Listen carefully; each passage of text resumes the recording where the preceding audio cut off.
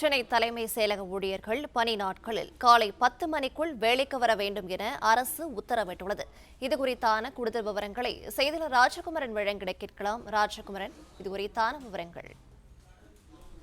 தமிழகத்தினுடைய முதலமைச்சராக ஜோசப் விஜய் பொறுப்பேற்றுக் கொண்ட நிலையில் ஒவ்வொரு நாளும் காலை 10 மணிக்கு முன்பாகவே முதலமைச்சர் தலைமைச் செயலகத்திற்கு வந்து விடுகின்றார். அது மட்டுமல்லாமல் மாலை 5 மணி வரை தலைமைச் செயலகத்தில் தான் முதலமைச்சர் இருக்கின்றார். ஒவ்வொரு நாளும் கிட்டத்தட்ட ஒரு 8 மணி நேரம் அளவிற்கு முதலமைச்சர் தலைமைச் செயலகத்திலே இருக்கின்றார். எனவே தலைமைச் செயலகத்தை பொறுத்தவரை 40க்கும் மேற்பட்ட துறைகள் இருக்கின்றன. 5500க்கும் மேற்பட்ட பணியாளர்கள் தலைமைச் செயலகத்திற்குள் இருக்கின்றார்கள். தலைமைச் செயலகத்தினுடைய முதன்மை கட்டடம், நாமக்கல் கவிஞர் மாளிகை உட்பட 2-3 கட்டடங்களிலே இருக்கக்கூடிய பல அறைகளில், நூற்றுக்கணக்கான அறைகளிலே 5500க்கும் மேற்பட்ட பணியாளர்கள் அரசு ஊழியர்களாகவும் ஒப்பந்த பணியாளர்களாகவும் அரசு துறையிலே பணியாற்றி வருகின்றார்கள். அரசு ஊழியர்களாக தலைமைச் செயலகத்தில் பணியாற்றக்கூடியவர்கள் எல்லாம் காலை 10 மணிக்கு சரியாக வருவதில்லை என்கின்ற ஒரு குற்றச்சாட்டு இருந்தது.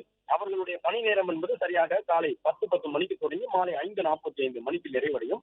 என்றாலும் அவர்கள் 10 மணிக்கு கூட சரியாக வருவதில்லை.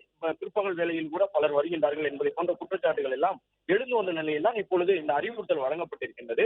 ஒவ்வொரு துறையினுடைய உயர் அதிகாரிகளும் தங்கள் துறையை சார்ந்த பணியாளர்களுக்கு அறிவுறுத்தி இருக்கின்றார்கள்.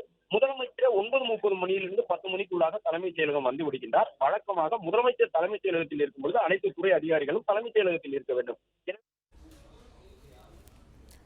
விவரங்களை வழங்கியமைக்கு நன்றி ராஜகுமரன். பிளே ஸ்டோர் மற்றும் ஆப் ஸ்டோரில் இருந்து பாலிமர் செயலியை QR கோடு மூலம் பதிவிறக்கம் செய்யுங்கள். செய்திகளை உடனுக்குடன் பெறுங்கள்.